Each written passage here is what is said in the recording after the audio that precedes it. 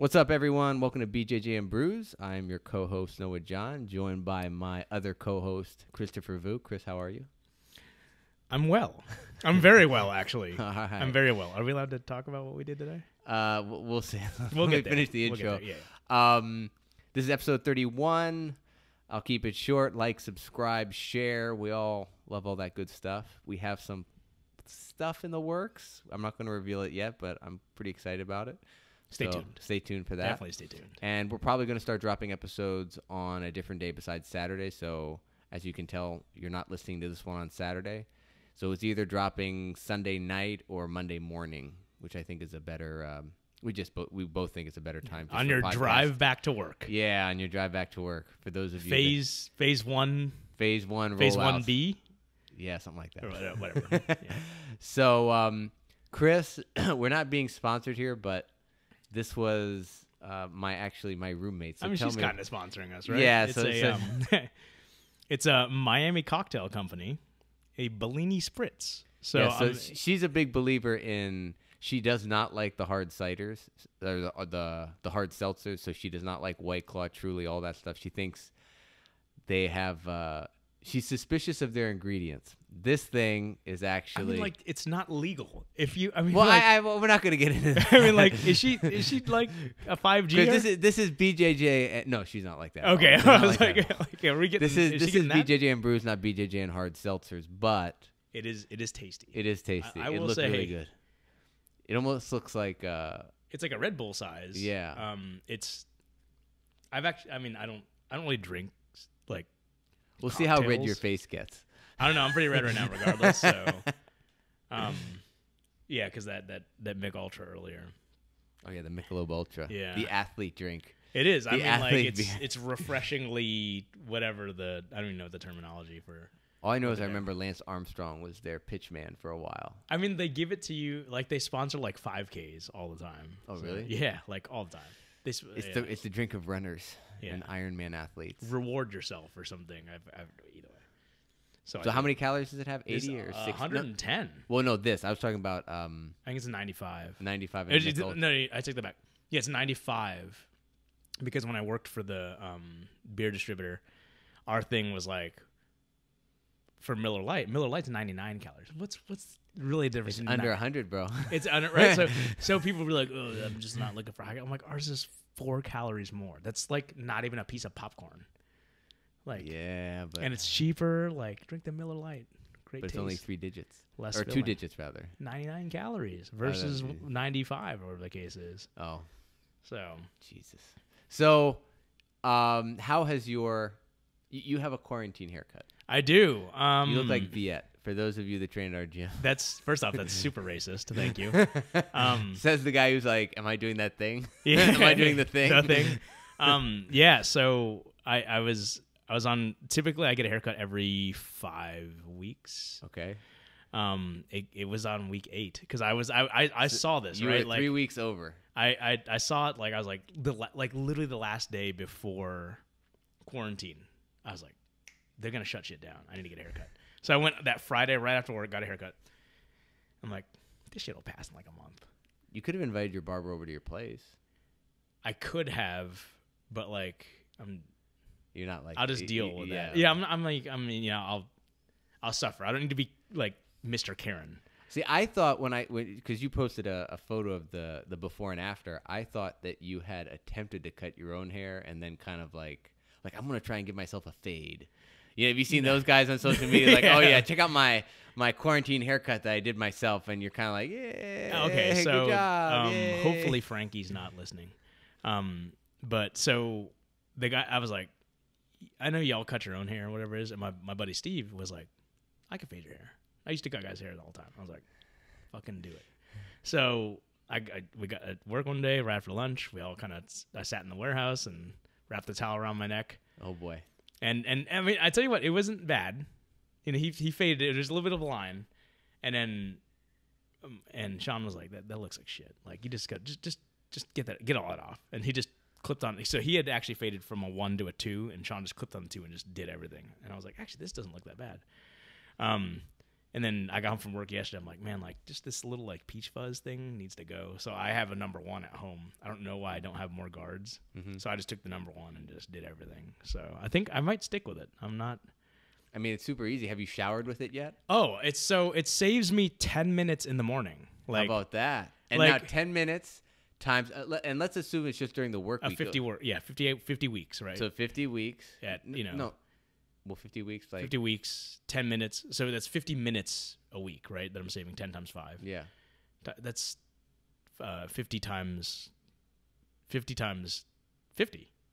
2,500 minutes I'm saving, right? A year just by not having. I can wake up 10 minutes later now. Let's do the calculation. Yeah, we're both horribly. Wait, hang on. You're a computer. Yeah, I know. You're a computer scientist. That's 41 hours. 41 hours, right? So 41 hours I'm saving for.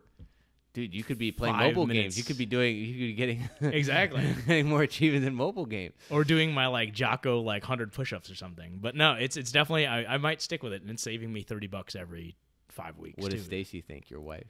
I mean, I texted her like right off the bat, and she's like, look, it looks good. And I was like, okay, so cool.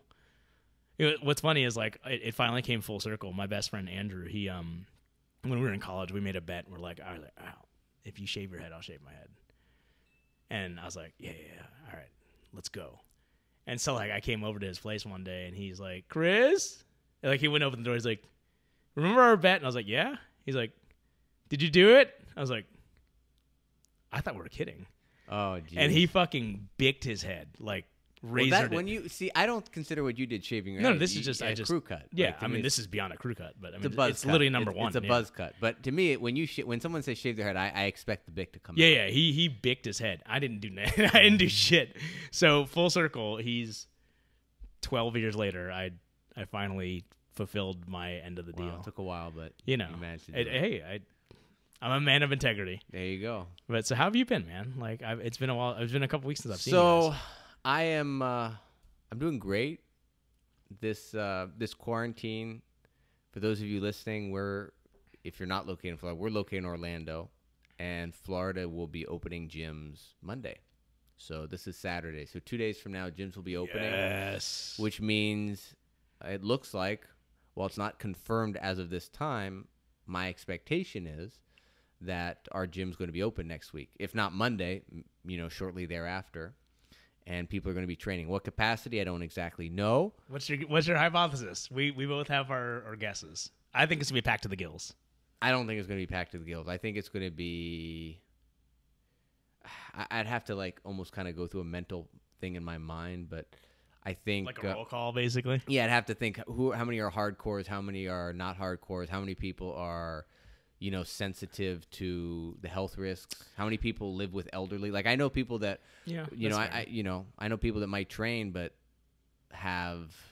they live with an elderly person, and maybe they'll still train, but I would definitely, give pause. I mean, honestly, like I'm more apt to give pause now because you're dealing with a larger population base going to the gym, and you don't know what they've been doing. Yeah, that's a big thing. And hopefully they've been quarantining.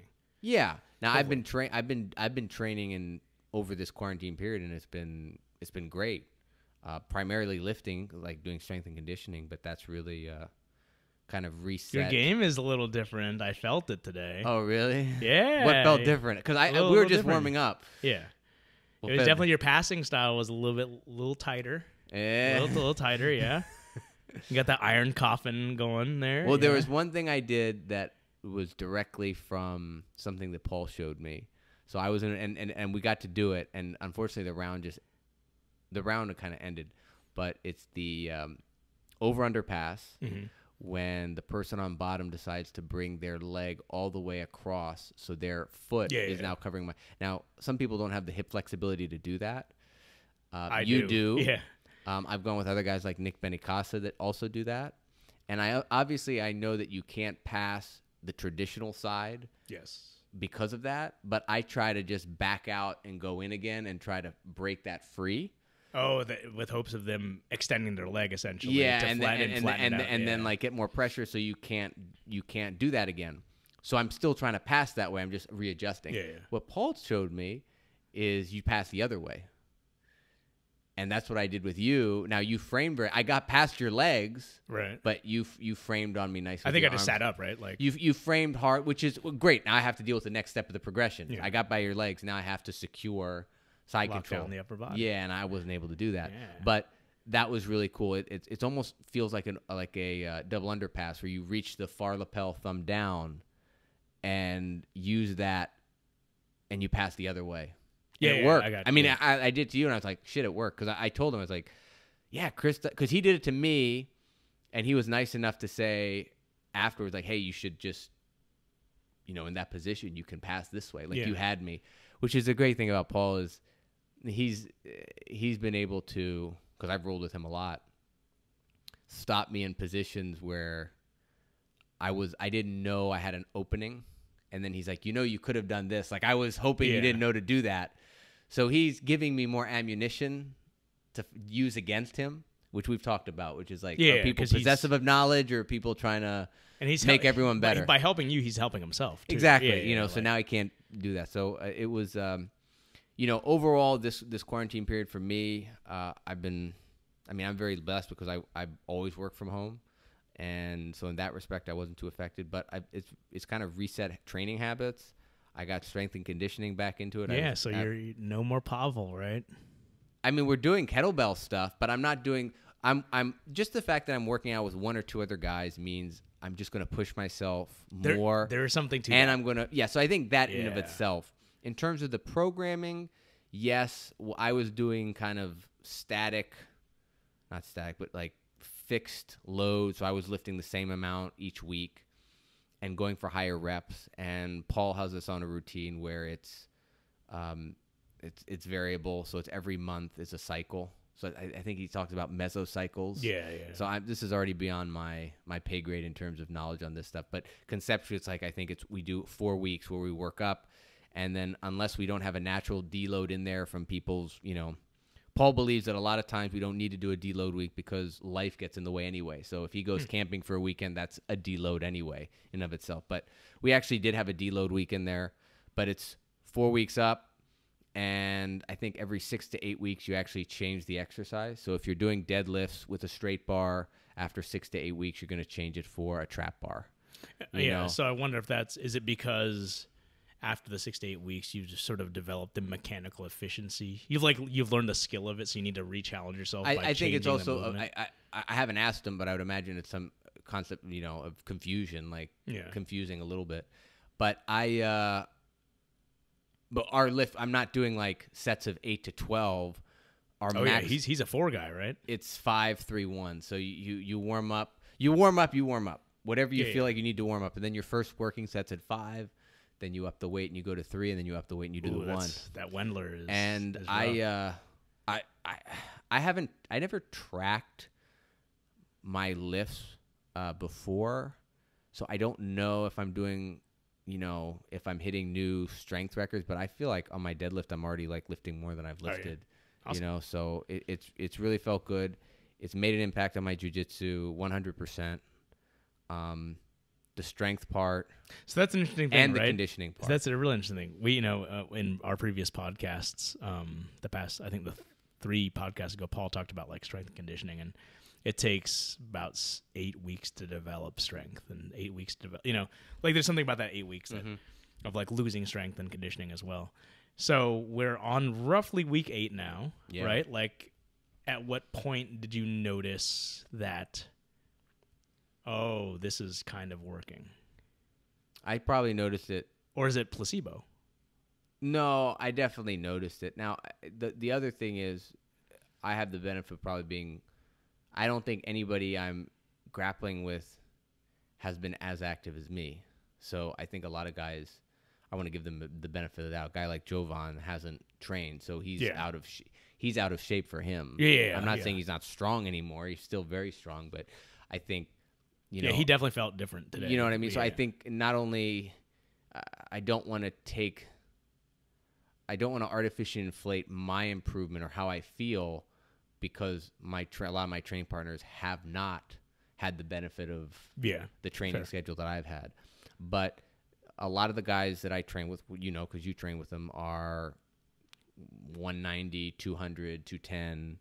and, you know, taller than me by a couple inches. So to add a few pounds, so I went from 163, I'm like 175 now. Really? So, I mean, there's COVID, there's right? water weight and stuff. But just being able to frame in certain, like when guys are trying to pass the side control and I'm pushing behind their elbow, like just I'm able to hold guys off. Yeah. Where they were able to break me down before. And just the conditioning part, being able to go, and that's the bigger thing to me, is being strong, but being able to maintain a higher work rate for the duration of the role it's amazing what it feels like to be in superior. Not again, I don't think I'm in great shape, but relative to people that haven't been doing any strength and conditioning, to notice that difference, it's like that makes all the difference in the world, you know. And so it's and also the fact that I'm training with two guys that have the mindset of wanting to compete. Paul wants to compete. Eli is going to compete. Is going to compete now. Day one was yesterday. Yeah, so that is just, it's just good to have that intensity, you know. So it's been really, really beneficial for me, and it's also been really nice to do jiu-jitsu without having to take a class and be given new knowledge. So I've gotten to refine what I have. Yeah. Not that I'm training every day, like been very sporadic and with the same small group of people, you know. So that's for an interesting safety thing, standards. right? For those wondering, like, hey, wait a minute, you guys are rolling during the quarantine? It's like, no, it's just there are a couple people that, you know, we lift together, and a lot of times it was just me, Paul, and Eli doing a few rolls after lifting too. So we're lifting, the three of us, and then maybe our conditioning was to do 5 rounds, you know, rotating. So that's the context of what it was. It wasn't like we had these massive randoris or anything like that. So that's an interesting thing that you just brought up, right? Like, because and maybe it's the student in me that's coming out, but it's also, you know, we kind of discussed with Paul on the previous podcast about the idea of trying to keep things fresh and new with like just constant, like a new part of the curriculum, a little tweak here, a little bit there, you know? And you said like, you've been able to just not have constantly new information, and you've gotten the opportunity rather to work on it or whatever it is that you want to work on, right? And really, really refine it. You know, I'm a big believer in that. Like, there's a certain reason why I play half guard a certain way is because I've really, you know, when I was training at Longwood, Jose would spend literally a month on not necessarily the same technique, but just the same systems and heuristics of within a certain position, basically. And like, so I play a certain way. There's something to that, right? I mean, like, do you think it's possible for a curriculum to be developed that can keep it fresh, but also allow the student to keep on working on without them getting bored, and really give them the opportunities to hone that skill, and that to develop that sensitivity almost of being in that position and like knowing the reactions that you should be doing and that sort of thing? Well, I think that right now, no one has come up with a way to teach jiu-jitsu a standard way. So I believe the onus is on the student to identify what they want to do at a certain skill level. The student needs to go on their own journey of personal development to develop their game. And I'm using words that everyone says, like, oh, right around purple belts when people start developing their game. Yeah. You know, and I think there's actually some truth to it. I think the purpose of class is to expose students to knowledge, and I think in class you should practice that knowledge. Is it something you're going to do day in and day out in a situation? Like, you can't do everything you're taught in every role. You have to kind of go with a purpose of, this is what I want to do for that role.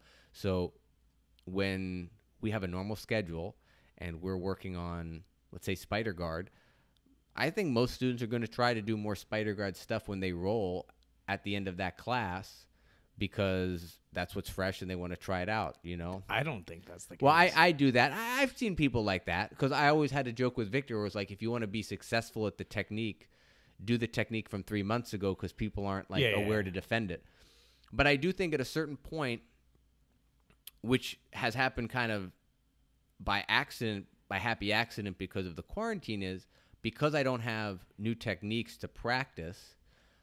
Now it's a question of, well, what do you want to do, Noah? Yeah. So now I'm just answering the question of, how do my rolls go? Where do I get stuck? And then those are my points of emphasis. So I end up, I had this thing of like, I want to work my single leg X entries because I feel like I'm good and I felt more confident in single leg X, even in the gi, not trying to attack leg locks, but just single leg X. And you know what? I never really got into it, rolling with Eli and Paul and some other people. But you know what I got into a lot of was half guard. Because So- that's because I imagine that's what they're feeding you. That's what largely I'm based getting, on. whether it's how much of it is me funneling them into it and how much of them is how much of it is them putting me into it. I've just said I'm in half guard a lot. Well shit, I need to like polish up on half guard. sure. So I actually started looking at the Danaher instructional for half guard, Which is very good. Yeah, and it was great for just basics. So I learned a few more basic concepts. And I worked on that, and it already did start to get me out of those ruts that my rolls Yeah. would get into. And that to me is the way you.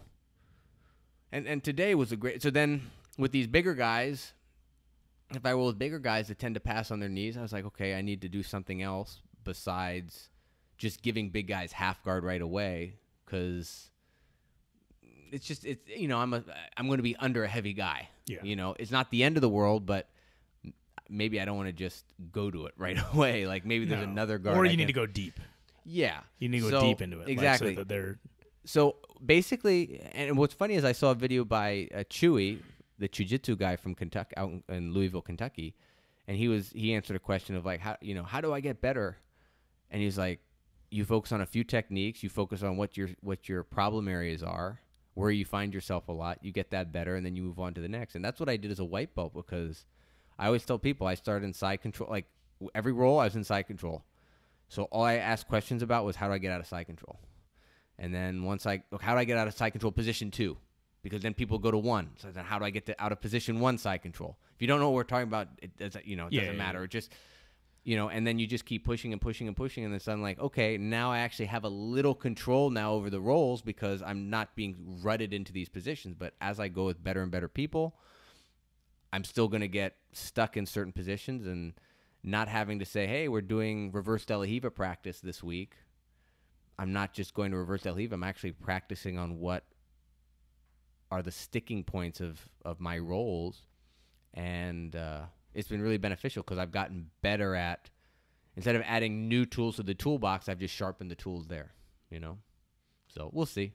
I'm excited to go with, when things open up, I'm excited to go with people I haven't seen who are probably going to be a little out of shape, and just see, like, do I feel that much stronger? Just smash. Just smash. Just smash. So it's Just definitely do been confidence boosting too, just to feel being in shape, and not like everyone that trains jiu-jitsu, I think, is in shape better than the average. Oh, absolutely. I mean, You know, yeah, like that's. But if you're like in like closer to what I would call competition shape, I mean, that's so though. empowering. No, obviously Yeah, it's different. yeah. That's a high bar. Yeah, 100%. It's a super high bar. I'm not. But that's such a confidence booster. You can just keep going, and then eventually they're just going to wear down. Yeah. Which, So. I mean, I imagine Eli getting a competition shape is he's tough. Did you roll with him today? Not today, no. He's gotten. I mean, you know how he's got that like, if he gets his arms, like if he connects his hands, he's just going to squeeze. He's got. He almost got up to 200 there for a sec. We wanted to get him to like 210 so he could. But choke he's fighting at 70, 55. He's going to go to 150. Like he's going to start. He's going to start. He was enjoying his alcoholic beverages every day, so that was definitely ballooning him up. Those empty calories. Is he only drinking calories or eating and drinking calories? He's eating too. But he's gotten really strong, and I saw a video of him, one of the old commercials from the gym. I was joking to him about it. It's like I didn't even recognize him. Was he sucked out? No, I mean if you look at you were in the commercial too. Oh, was I? It's like 2 years ago. He's like, hey, it's more than just a gym, and he looks so narrow. And now his shoulder. I mean, he's always had big shoulders, I think, genetically, but it's like he's broadened out tremendously. So he's really strong. I mean, he's got like personal training from a 25 year. Yeah, so he's gotten super a little strong, bit of and my roles with him are basically like he's either like in half guard or my close guard, and there's just a lot of pressure. And, I bet. And anytime I push, like he just locks down. So there's just a lot of just static strength being applied, And I'm like, I can I want to like kazushi him and like do some butterfly hook, and it's just a lot of squeeze. So our rolls look probably pretty boring because there's very little movement, but there's a lot of like tension. There's not a nuance in it. There's a lot of tension. I don't know if there's nuance, but there's a lot of tension. Does he ever try to just like if you still have go butterfly guard and just like diving? He'll still go for Kimuras? the diving Kimura, the diving guillotine. Yeah. If he's like fuck this guard shit, he'll just like jump. if you're listening, his opponent, fuck off. Well, it's an MMA fight, so it is. That's true. So he's just gonna double leg your ass anyway, bro, and just pound you out and grind on you. What has your working out been? Because it looks like you've been consistent. I've been very consistent. So what's that been like? Because you put on weight. You say some of it good, some of it maybe some of it not. good, some of it not so good. So I've been, I did that one roll that one day because I was gonna try to like sneak in some jiu-jitsu early on and stuff, but like that got put on the kibosh real quick from my wife. So I finally early on I was lifting basically every day, doing 5x5 every day, which was I was feeling it, like definitely overtraining, So I've finally in the past 4. Were you doing the bro split? Like what was your week? It was literally just there's a it's like strong lifts 5x5, and it's just 3 lifts for a workout 5x5. Like on A days is squat, bench, deadlift, or squat, bench, bent row, and B days are squat, military press, deadlift. So you're squatting on all days. Oh yeah, so that's what I'm saying. Like I was overtraining big time. Like and my lower back and stuff was feeling it and stuff, and my knees and that sort of thing. So I went and bought that heavy bag. I was using that as my active rest day. So now I am. Yeah, because you were doing the Bang Ludwig, the Boss Rutan workout, sir. Okay, sorry. But isn't he? He's a Boss disciple. Okay. So he I do A days. I do the Boss Rutan workout basically, and then there's this really, really good app called Precision Boxing, and so I'll do it's like 15 minutes of the kickboxing workout. I had more too because like the rest is like I do like 10 push-ups in between. Like that's an old Bobby thing that we did, and tell you what, man, there's something to do in push-ups. It makes shoulder pain and stuff go away about just doing sort of like natural movements. And then I do precision boxing right after that. So it's probably like 30 to 40 minutes of just heavy bag work to kind of keep my heart rate up. And then I've started adding. So I do A day, bag work, heavy singles deadlift, and that's all I do. Heavy bag work, and then B day. Yeah, you mentioned to me that you said, I think I'm stronger than I thought I was. Yeah. What So were you doing that's an interesting thing, you right? and Stan did some singles. I did. So my buddy Andrew, my best friend Andrew, he has degenerative disc disease in his lower back. Oh shit. Yeah. So he just can't do a lot of volume, right? And so he's had to modify his lifting, and he doesn't do like martial arts like us. For him, like the lifting that's his athletics, right? And ours is sort of it's like a means to an end. It's to supplement our jiu-jitsu and kickboxing and stuff. So he's been doing heavy singles, which is you do singles basically leading up to a single 1 rep max for that workout, and then you taper off like to 95%, then 90% of a single and a single, and then you do a volume part of it, which is like there are different ways you can do it. You can do as many reps as you can at 85%. In 8 minutes, I did it where I was like, I do 80% of the 1 rep max for a total of 30 reps and just get it done. So I had Stan over, and I think I tend to just underestimate myself a lot, and there's also something to like lifting with people where there's that little bit of like competitiveness, even though it's all friendly, you're not really competing. Where I was like, you know what, like he's here. He's a guest. You know, like we're lifting. It's the first time both of us are really doing this heavy singles thing. I've been doing it for like 2 weeks or whatever, but let's fucking do this, right? Let's open it up and see. Yeah, let's see what I can do. How the body responds. And I definitely like. I had never lifted as much weight as I did that day. Like, I mean, granted, it's like it's not much. I mean, like it was like 355. And mind you, like, so my 355 isn't really 355 because I use a trap bar, which is 60 pounds, and I have 30 pounds of chains on it. So it's 355 if it were a normal straight bar. So it's like 380 or whatever the case is. Plus the chains. No, it's like 355 plus like 15 because of the strap bar. So it's 360 plus 30. So it's 390 I did for a single, which is like the most I've ever lifted in my life. And then I tapered back, and then like for the volume part, I did like 285 for like 10 for my first set of that, which was awesome because that left me with only 20 more reps to do. But yeah, I was like, man, like just being able to focus on just like purely strength training and stuff, it's really a lot more eye-opening, which allows me to kind of open up a little bit more, like I did today at Jiu-Jitsu, which was, yeah, I might have rolled today.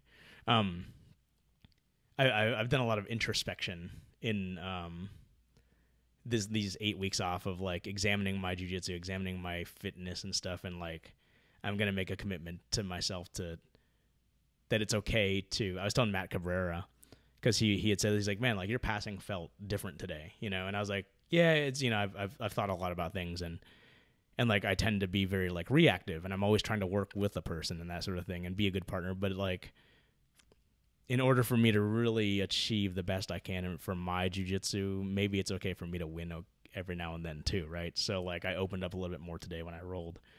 So that's sort of my training goal for the rest of the year. It's you know, I think I got the okay from Paul that it's okay to use strength or whatever, you know. Yeah, what do you think about so Paul posted this video. I mean, he'd been threatening to post a vlog for years. And I've always chided him. There's like bullshit. This is like I'll wait. So that's what it takes to get him to do something. Then is like we just have to 2 years of chiding. Were you the cameraman for that one? Or did he just He did that. Oh, it was all. In fact, I think it was one of those days that we came in like at noon or at 2. I think he had been there the whole morning. Oh, really? Trying to set that up. Nice. So yeah, he storyboarded that and did that, but. The content of that, which by the way, I shared that on Reddit, and that actually got comments. Oh, really? We have yet to get a comment on. Like I've shared our podcast episodes on Reddit. Yeah, because it's two schmucks that are drinking beer. People are like, what? Also, he had like a clickbaity title, like strength training for jiu-jitsu. Yeah, exactly. Like he probably got a tip from Armand about that. Yeah. He's pretty good about that. Armand, he's definitely done his like research. But that caused kind of like a kerfuffle amongst, not a kerfuffle, but let's say some debate. I mean, there was a decently long like comment thread on, I think, when you shared the video. Yeah. Well, I mean, it also came from like Ryan Martman, who's always going to try to troll and that sort of thing. I like how he uses like the American Dream, Dusty Rhodes, as like as he would say, and I'm like, that's like an all-time professional wrestler, like using a professional wrestler to justify jiu-jitsu, strength like, training. And I'm not saying that what those guys like. Those guys' skill, especially in that day, there weren't some overlap with jiu-jitsu. But the fact that he's doing that is like, is he trolling? Like, is he going to say like, all you need to do is what the Iron Sheik does? You know what I mean? Like, you get the Turkish clubs out and you just. We love you, Ryan. We do, and we miss you on the mats, man. I know, like, for real. But he won't be back. He won't be back until it's clear. Okay. He's I mean, there are going to be people like that. Yeah, exactly. But yeah, I mean, there was a little bit of discussion, right, when I shared it. It's funny because like the first argument that Ryan used, it's obvious he didn't listen to the thing because the first thing that Paul addresses is what Ryan tried to use as an argument, right? Marcelo Garcia never lifts weights. Right. Yeah, and it's. But Paul has a good counter argument, and he said that to us in conversation because the Marcelo thing comes up all the time, right? It's like, should you lift weights for jiu-jitsu? And people say, well, look at Marcelo. You know, a lot of people think Marcelo's the greatest of all time. And not only did he not lift weights, he says, like, he actually has an opinion. It's not like, well, it didn't work for me. Like, he just said, like, you shouldn't lift weights. You should just, spend more time in the mats. Right? Exactly. But have you ever watched the video of him? Like, there's a video of him that circulated about somebody asked him that directly, and he's like, "This is how I strength train, essentially." No, I did not see that. I'll post that. I want to see that. It's good. So, the interesting thing that Paul brought up is, yes, Marcelo's. I mean, he's amazing, but he said, "What's to say that if Marcelo had worked out, he would not have won a few of those matches that he lost?" You know, like would Popovich have beaten him if he had lifted weights, or would guys have? I mean, and Popovich is a specimen. Yeah, exactly. He's the bomba. Exactly. I mean, I don't know, but but as he said, it's like it's as Paul said, it's like, you know, if I were to coach Marcelo, you know, midway through his career, I probably wouldn't have made him strength train because you've got a formula that works. Like, don't mess with a winning formula. But just because it's a winning formula doesn't mean that it's possible that if you added strength and conditioning to that, or a strength routine, that you might have actually gotten more out of Marcelo. Yeah. And maybe not. Maybe that would have wrecked his technique, or wrecked timing, or, you know, taken away from the time on the mats, which he needed and stuff. You know, because that's but that's not the point. The point is, like, what's the best version of Marcelo Garcia? The point is what's applicable advice for most jiu-jitsu practitioners. Yes. And we tend to all have this sort of, I think it's normal for people to have this kind of self-perception of themselves where it's like, well, I could be the exception. Like, I know when it comes to competition, I know a lot of competitors across all sports that all think they are the gamers. Like, I show up on game day and perform. You know what I mean? And you know what? A few of those guys were guys that they would look like shit in practice, but when you put them with a crowd, or you put them in a competitive situation with an opponent, they actually rise to the occasion. But most people aren't like most people do win on the training mats, or on the training fields, or on the training courts, wherever, you know, your sport discipline is. So I think I can tell you that in the 8 weeks that I've really dedicated myself to strength and conditioning with two guys that are pushing me, I hope to continue this when the quarantine's over, you know, because I'm in.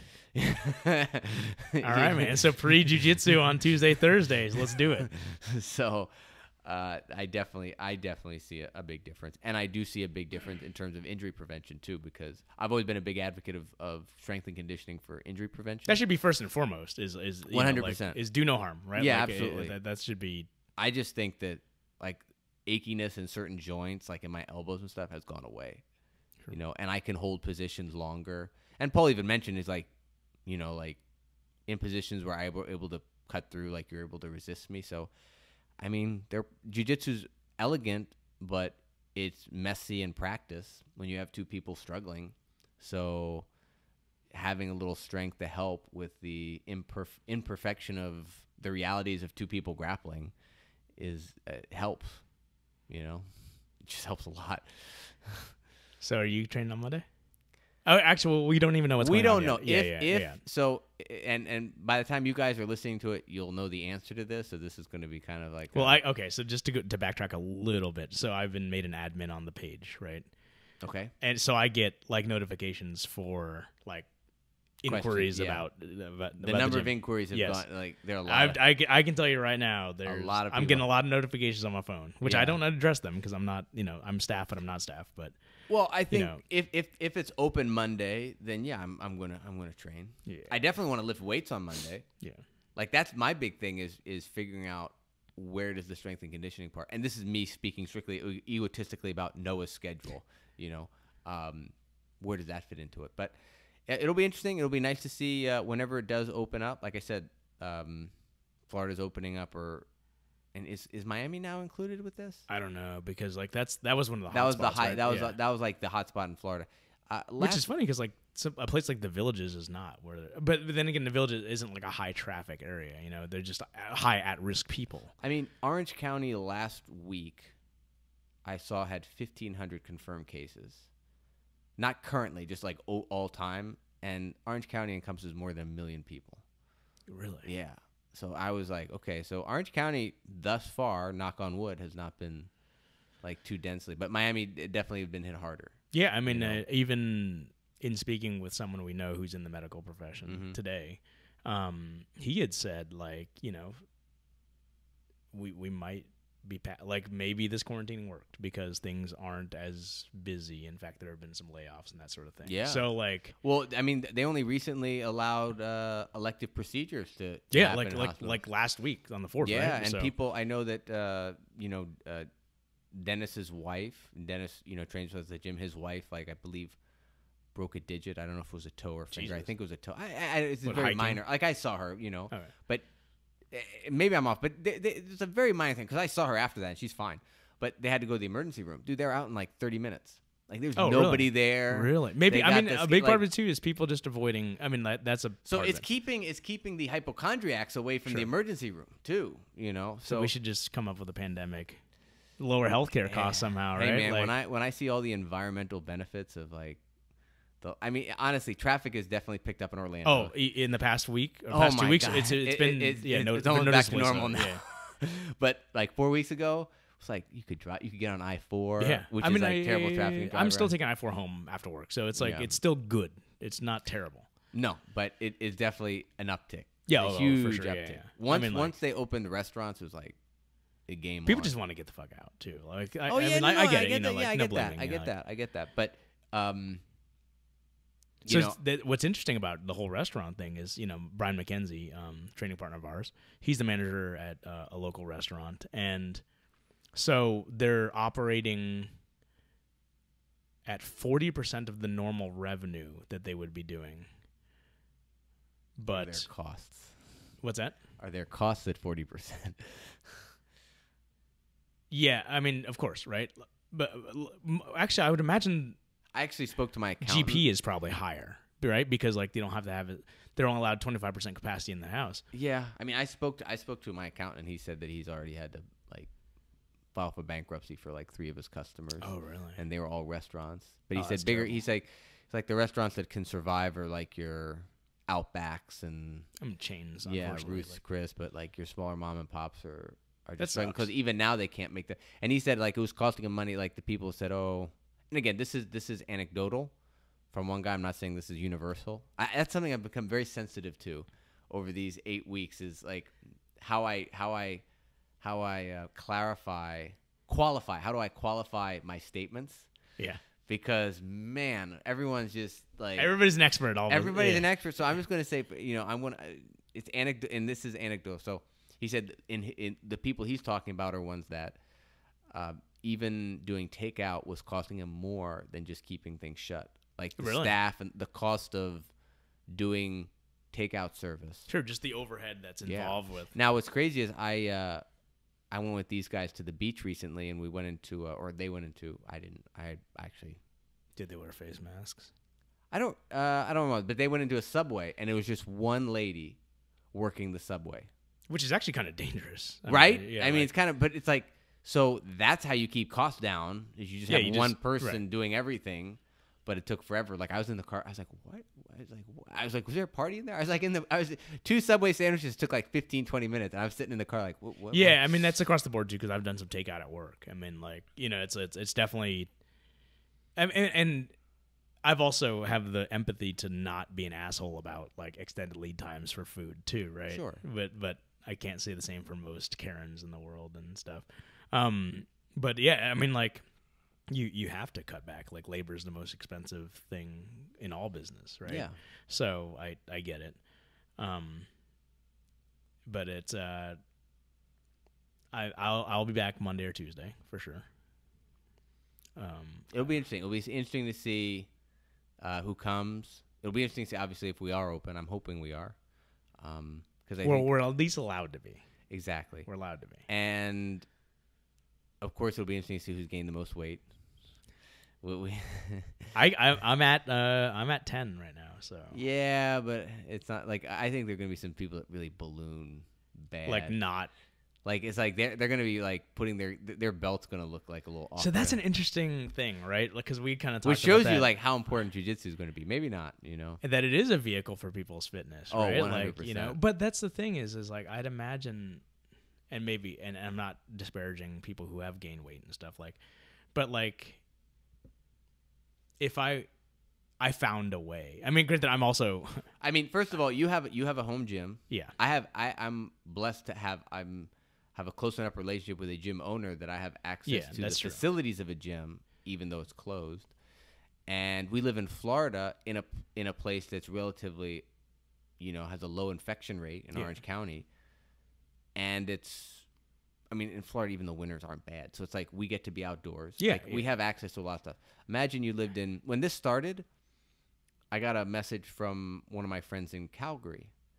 So when this started, like March or April, maybe even April, I talked to him. I was like, at least late March. Yeah. So maybe I talked to her in April. I was like, well, at least it's not winter. She's like, it's still like 20 degrees it's winter here. for them. Yeah, it's winter. Yeah. So until like if you don't June. have like if the place that you go to exercise, if you're indoors in an apartment or a small house, you can find things to do.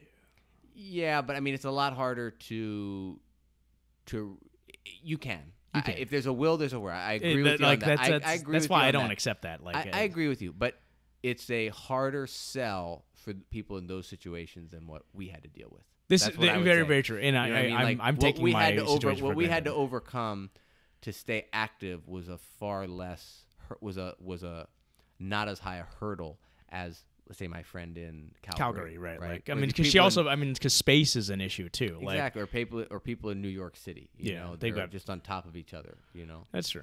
So it's and the fact that not only.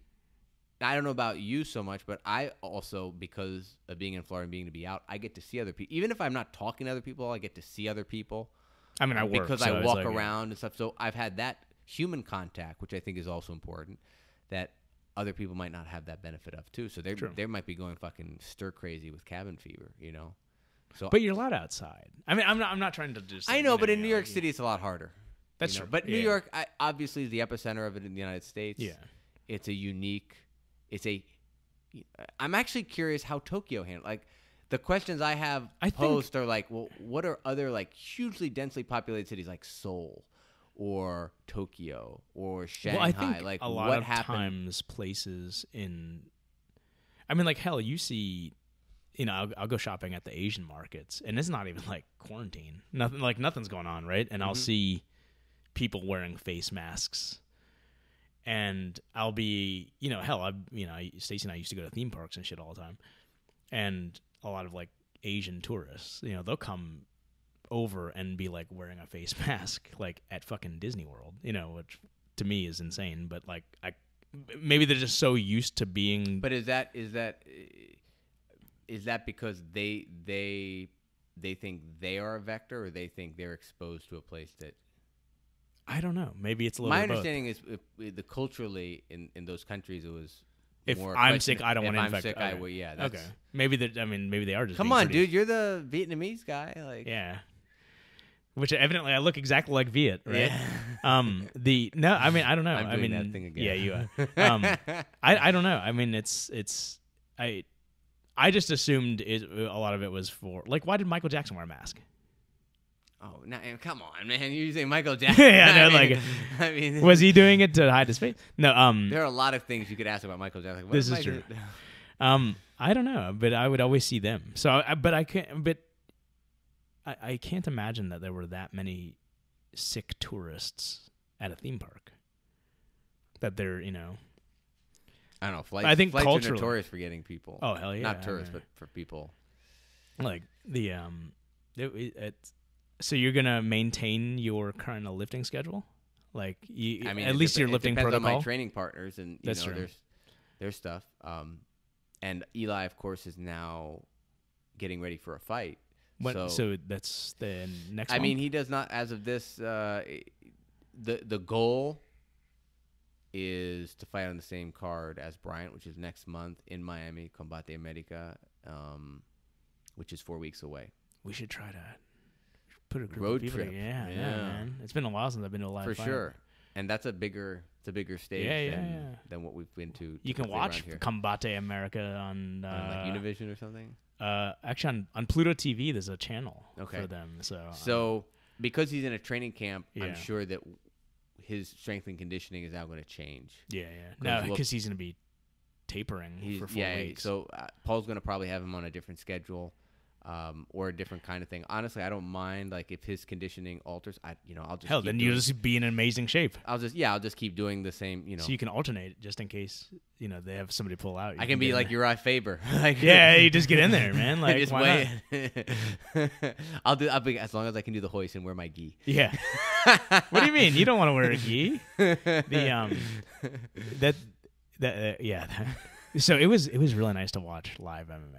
I mean, I didn't get to watch it live. That was what I was. So we're recording this in my apartment, and that was the thing I wanted to talk about. Yeah, was the UFC event 249. Yeah.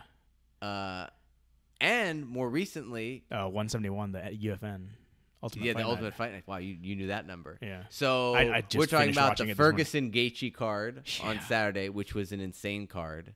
That entire event, like incredible. Like I think it's one of the best events ever. In terms of quality of fights and how they all turned out. Very few decisions, all exciting.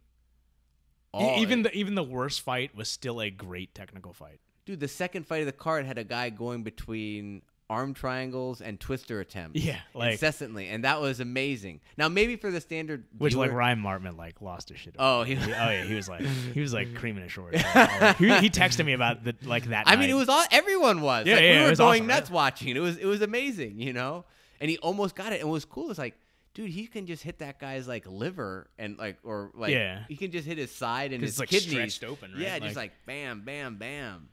So the whole card was. The Cerrone Pettis fight was good. Like great. They were all good. Even the fighters I didn't know were tremendous. I really liked the Olenek fight with Verdum. With Verdum, yeah, that was cool. The Gaethje fight though, man, goddamn. Without a crowd, you could hear all those shots. That was like that. That was stopped really late. What was worse, that fight or the Anthony Smith? The Anthony Smith by far. Yeah, Glover looked good, man. He looked really good. Glover looked really good. I mean, and he's like a 45-year-old guy. He's 40. 40, okay. But he said like he told DC, I would have liked to fight you, but you're inspiring me, man. Like, dude, he looked just as fresh round 4 as he did round 1. His head movement was good. His hands like picking his shots, and dude, the guy.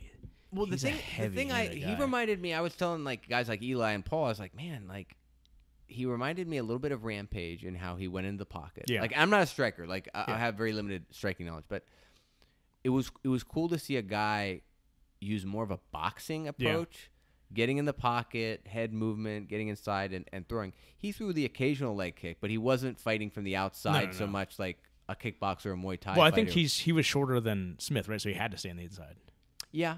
But I mean, I think even if he had length, I think his style of fight, Yeah, he's that sort of like Mike Tyson, Zambides, exactly. like stayed like just right in your face, keep the other guy moving backward.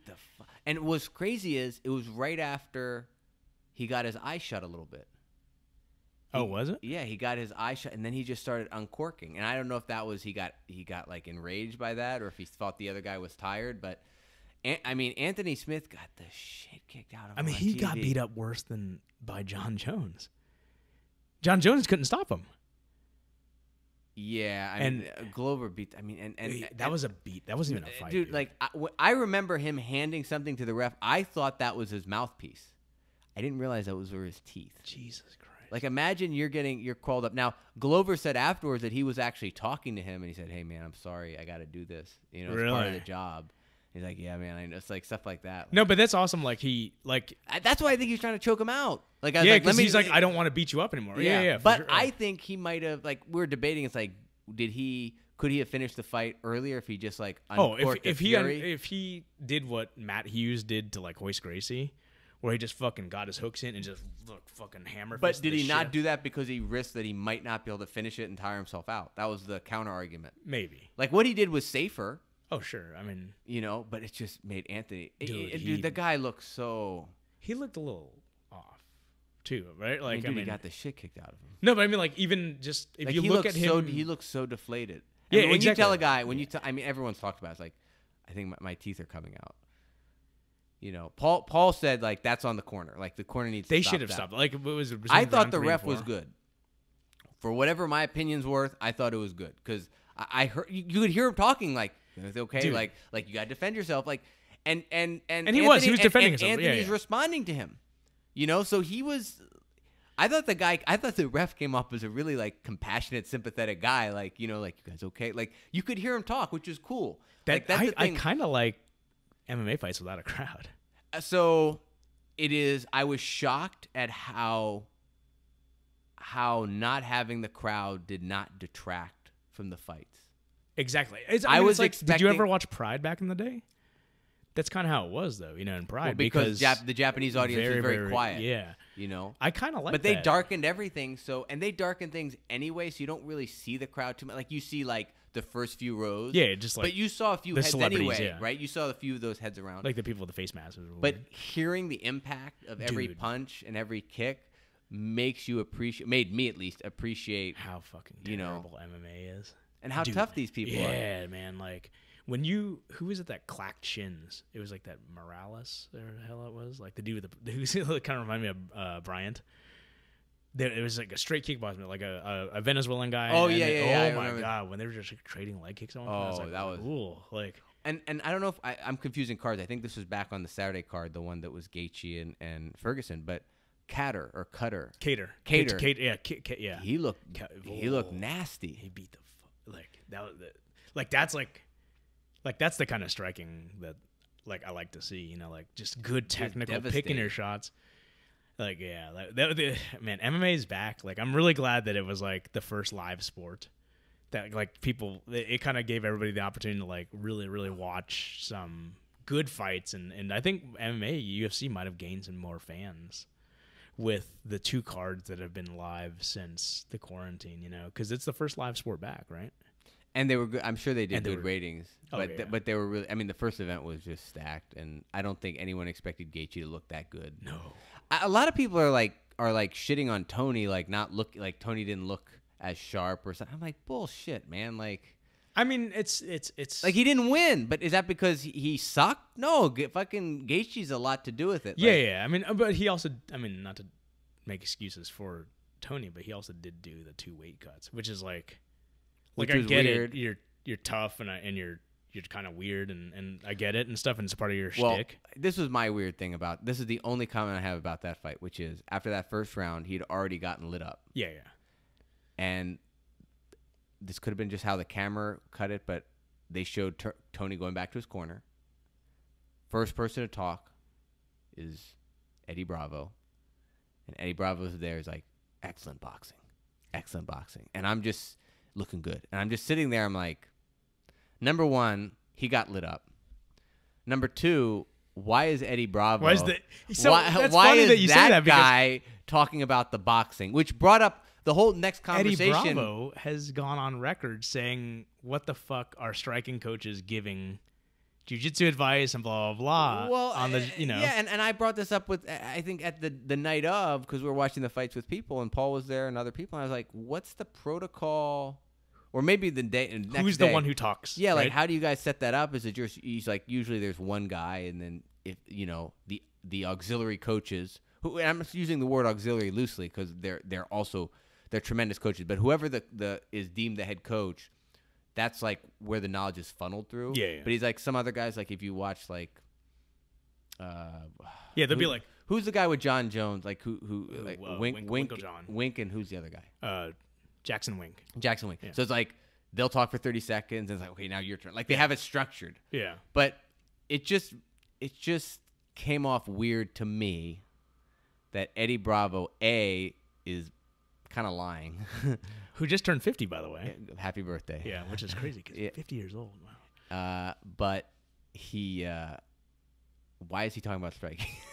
I mean, yeah, and like, He then later said you might have to try an Imanari, man. And he did Yeah. go for the Imanari one. which is a little late to the game there. That I prefer like a controlled environment, which is what these 2 UFCs have been, right? And like the idea of nerves for a fighter, and I'm sure that they're gonna have nerves regardless. do you feel that this is a more level playing field, so we are seeing a more true competition, so that we don't have to deal with hometown crowds and, like I do, but the I think mental I warfare, think it that affects sort of- some fight. I think having a crowd is another element that, like, maybe I'm using this as an example. Maybe Gaethje sucks with a crowd. I'm not saying he does. I'm just using this as an example.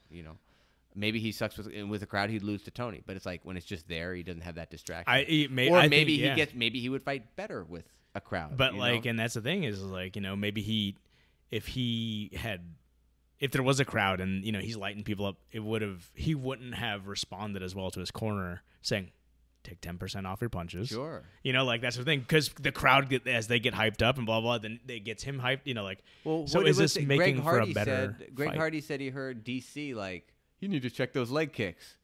From a commentary, like you hear DC commentating, you need to check those leg kicks. He's like, yeah, I should check those leg kicks.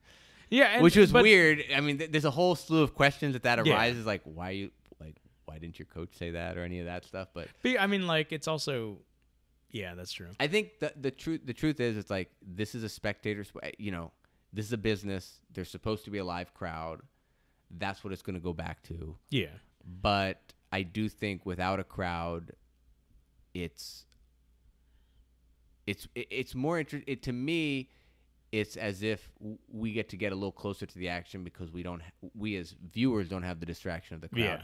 The other thing I would like to say is I think is true, at least to some degree, is that not having the crowd means there's no influence on the fighters and the referee to change how the fight is going. Like, how yeah, exactly. Right? There was none of that. So the fight was just a fight and it played out. And I think there'd be situations where, maybe not with these fights, but I can see situations where the crowd would boo and that would affect things. And also, I mean, furthermore too, like just the idea of the corners of an athlete being able to hear their corner, right? Like there's a certain amount of gamesmanship in that too, right? Like because I'm all for it, because to me it's more pure fighting. Mm-hmm. Like anything that you can take away to strip away, and I get it's all part of the business, is that you can strip away of just like the bullshit of like, you talk about like, Conor McGregor, for example, who, for his first Nate Diaz fighter, I don't remember, he was stuck doing a lot of this like media stuff in the second fight, I think it was, where he was just like, fuck it, I don't want to do this media, I want to focus on fighting and stuff. Like there's something to that, like of like, this is what I'm paid to do and I want to fight. And if I can hear my corner better, if I can, not get distracted by the crowd, I'm going to perform better.